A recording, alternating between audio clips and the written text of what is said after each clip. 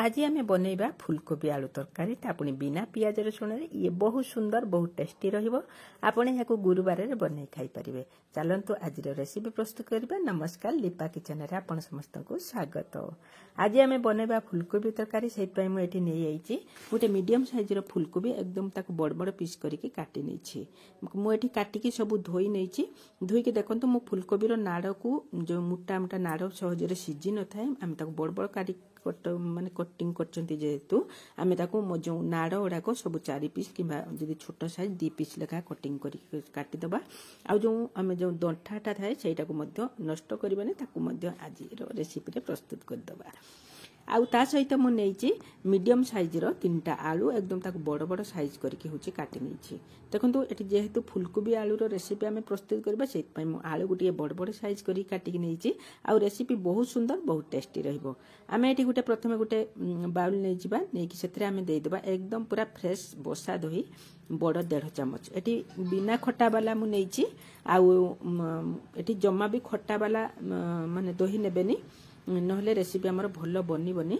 आउ आमे एठी नै जो किछि हळदी गुंड आउ एठी नै जिबा होछि जीरा गुंड 1/2 चम्मच, धनिया पाउडर 1/2 चम्मच आउ काश्मीरी लंका गुंड जति राग मुताबिक आपण पकेबे। आउ सेति नै जिबा 1/2 चम्मच रो आमे गरम मसला नै कि आमे कोन करबो ना सब ए मसला को से दही सहित आमे भलकी गुळै नबा। देखंतु मु एठी सब को गुळै नैछि। आमे गुळै साइला परे आमे ताकू कोन करे कवर करके एठी छाड़ दबा। आउ नेक्स्ट मसला आमे प्रस्तुत करिबा।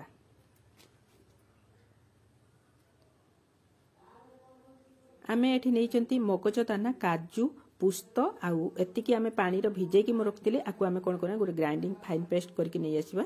देखंतु म एठी फाइन पेस्ट करके हुची नै आछी। आउ एकु आमे कोन करे आमे जो दही आ मसला गुंड सब गुळे की भिजे की रखितिले आमे सेई तार भितरे एई मसलाटा को मध्य ऐड करनबा।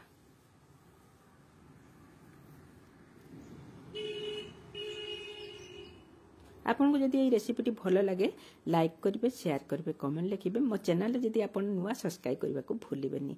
आमे ए जो काजू पिस्ता आ मगज दाना दे साइला परे ग्राइंडर जार को टिके धोई के टिके पानी दे देबा। काहे कि ना दही हमर पूरा बहलिया अछि। आमे दे दे के आकु भलके आउ थरे मध्य भलके मिसै नबा। मिसै दे के आमे कोन कोन आपन आकु एति की होची ही पानिया करिवे, बेसी पानिया करिवेनी। आकु आमे कोन करन ताकु ढाकी के आमे रखि दबा। एथर जिबा नेक्स्ट प्रोसेस को आमे देबा होची करै बसै नबा। करै गरम हेला परे आमे होची गोटे बड़ चम्मच तेल दे दबा। आमे जो आलू को काटी की रखितले आमे होची तेल गरम हे गला परे आलू को आमे प्रथमे होची टिके फ्राई करनबा। आलू को आपण फ्राई करके रोषे कले ना देखिबे यार टेस्ट माने गोटे भिन्न प्रकार हबो। निश्चित थरे ट्राई करिवे एमती देखिबे आपन को निश्चित भाबे होची भलो लागबो। आपण एठी आलू को 2 रु 3 मिनिट मीडियम फ्लेम रे होची भाजी नेबे। आलू भी अधा सीझी जिवो आलू मध्य हमर कलर चेंज हे जिवो आउ एकदम पूरा बढ़िया हे जिवो। देखंतु एठी आलू रो कलर मध्य हल्का हल्का चेंज हे असलानी। आमे एठी देखंतु आलू पूरा हमर भाजी हे गलानी। आमे एई टाइम रे आलू को होची बाहर करनबा। आ जदी आपनकर टिके टिके गोटे साइड गोटे हेई नाही ताहले आपन टे भल की भाजी नेबे। एठी एकदम मोर पूरा आलू भाजी हे गलानी। आमे थर आलू को या भितर बाहर करनबा। देखो मो सब आलू को बाहर करनेची। आ सेथरे जो तेल अछि सेई तेल रे आमे जो फुलकोबी के काटी की रखितिले ना आमे मध्य सेई तेल रे ताको होची एकदम पूरा मीडियम फ्लेम रे फुलकोबी के भाजी नबा।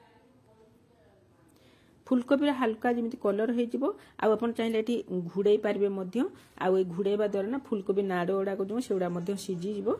जदि न घुड़ैबे बे नाही किछि भी टेंशन नाही काहे कि ना हमरो और किछि प्रोसेस मध्य बाकी अछि। देखंतु एठी फुलकोबी होची भाजीते भाजीते आमे आउ टिके मसला प्रस्तुत करबा। एठी नेइचे 1/2 इंच रो अधिक टिके अदा आ ता सहित दे देबा आमे गुटे सुखिला लंका। आपण राग मुताबिक आपण एठी व्यवहार करिवे नहले लंका को मध्य स्किप करिवे। कारण हम लंका गुंड सेठी देइचंती आमे बेसी भी राग करबानी। आ टिके पानी देकी गुटे फाइन पेस्ट बने आनिबा।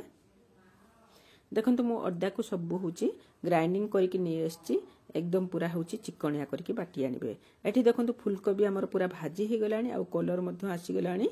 आमे एई टाइम माने समय रे आमे फुलकोबीटा को बाहर करनबा।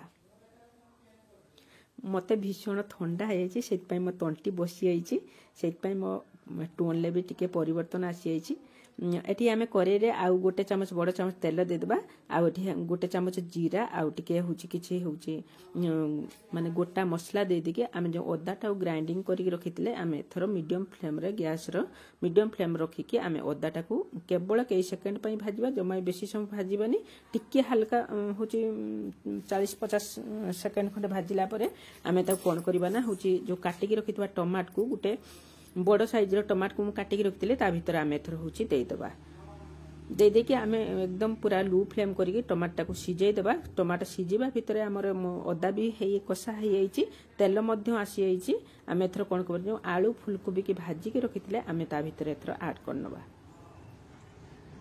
एथरो जो आम होची दही मसला सब गुळै की रखिथिले एथरो आम ता भीतर होची देई देबा दे देकी आम टिकिया खाली सेई बायोलटा को धोई की टिकिया खाली 2-3 चम्मच पानी दे देकी एकदम पूरा लो फ्लेम रे आम 3-4 मिनिट ता भीतर छाड़ देबा 3-4 मिनिट एमती कषि हेला परे आपण जत्ति की तरकारी झोल रखिबे सेई अनुसार आपण पानी देबे आ एथरो लूण दे देबे आ ता ऊपर किछि कस्तूरी मेथी पत्र दे देबे दे दे कवर कर देबे एठी 3 मिनिट देखंतु 3 मिनिट परे मु आपण को देखौची आलू हमर एकदम पूरा सिझी गलानी फुलकोबी मध्य हमर एठी सिझी गलानी